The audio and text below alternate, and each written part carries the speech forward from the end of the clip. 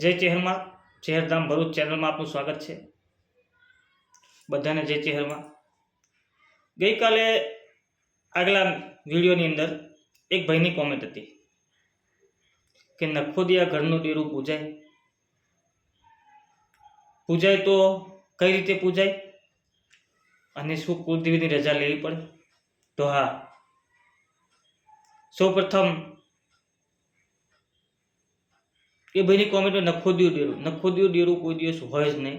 હા, નખોદિયા ઘરનું હોય, જે ઘરમાં ડેરું હોય અને એ ઘરનું નખોદ વળી ગયું હોય તો નખોદિયા ઘરનું ડેરું હોઈ શકે. તો ભાઈનો પ્રશ્ન એવો હતો કે શું પૂજાય? એક ગંભીર પ્રશ્ન છે. સવાલ બહુ ગંભીર છે. કેમ? જે ઘરે ડેરું હોય, જે ઘરે દેવ પૂજાતું હોય, એક વખત યમરાજા પાસે બી જઈ અને ઊભું રહે છે. એ ઘરનું નખો દોડવા દેતી નથી, જો દેવી શક્તિ હોય તો. પણ ઘણીવાર કિસ્સામાં એવું બનતું હોય છે જ્યારે વ્યક્તિ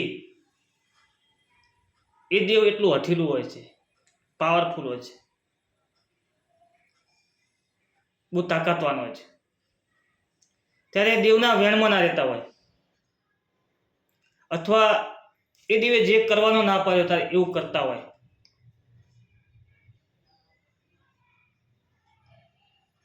અને એ દેવ બી કોઈના ઘરથી જ આવેલું હશે, કોઈને ત્યાંથી જ આગળ આવ્યું હશે. હવે જે દેવ આવ્યું છે, જે માતા આવી છે, એ સારું કરવા માટે જ આવ્યું હોય. તેમ છતાં આ ઘરનું નખું દોડી જતું હોય છે. તો કેવી રીતે? એક ઉદાહરણ જોઈએ તો એક દીકરી લગ્ન કરી અને સાસરીમાં આવે. જ્યારે આવે છે ત્યારે તો થોડો સમય માટે, એક આ ઉદાહરણ છે, સારું જ હોય છે, પણ થોડા સમય પછી જ્યારે અણબનાવ સાસુ સસરા વચ્ચે, પતિ પત્ની વચ્ચે અણબનાવ ઉભા થાય છે ત્યારે કોર્ટના ધક્કા ખવડાવતા હોય છે, કોર્ટ સુધી લઈ જાય છે. દેવની બાબત બી એવી જ છે. આવે છે ત્યારે સારું જ હોય છે, પણ જ્યારે તમારે ને દેવને મેળ ના આવે, એના વેણમાં તમે ના આવો, ત્યારે ઘરનો ભૂંગળો વાળી દે છે. અને આવા ઘરથી જ્યારે કોઈ દેરું હંગાત કરીને તમારી ઘરે આવ્યું હોય ત્યારે તમારે પણ સાવધાન થવાની જરૂર છે. કેમ? જો એ દેવ એ લોકોનું ના થયું હોય તો તમારું કેવી રીતે થાય? તમારું થાય, પણ એના વેણમાં રહેવાની તાકાત તમારી હોય તો જ એને પૂછજો. જો તમારે બેસાડવું જ છે તો તમારી કુળદેવીની રજા કેવી રીતે લેવી?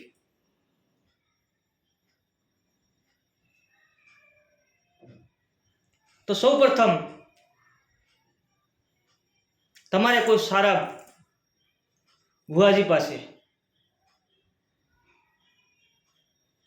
એ દેવને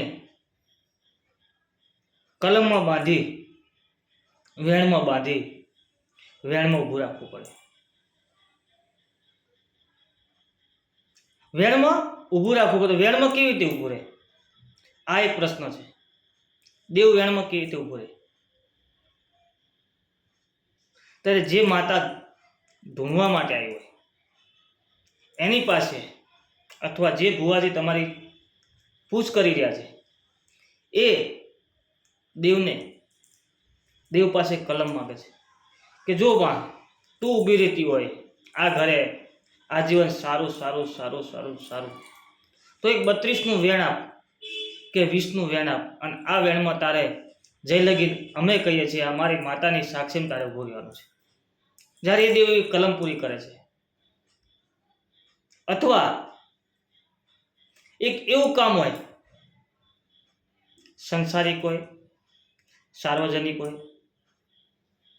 કે કોઈક એવું કામ હોય કે દેવને ભળાવવામાં આવે છે કે માં જો તું સાચી હોય અને તું અમારા ઘરનું ભલું કરવા આવી હોય તો આટલું મારું આ કામ છે, આટલું કામ કરીએ તો મોહલ્લાને, આ જગતને, આ ભાઈઓને ખબર પડે.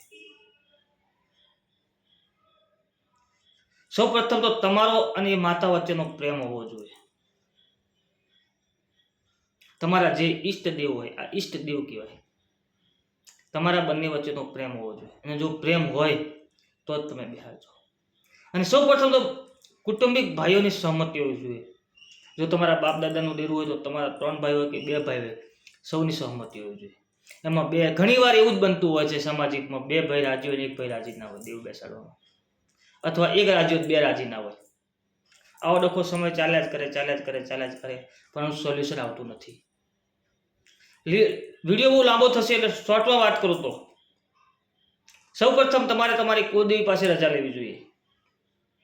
અને કુળદેવી પાસે રજા તમારે કેવી રીતે લેવી જોઈએ એ આપણે નેક્સ્ટ વિડીયોમાં જોઈશું. જય માતાજી, જય ચેહરમાં.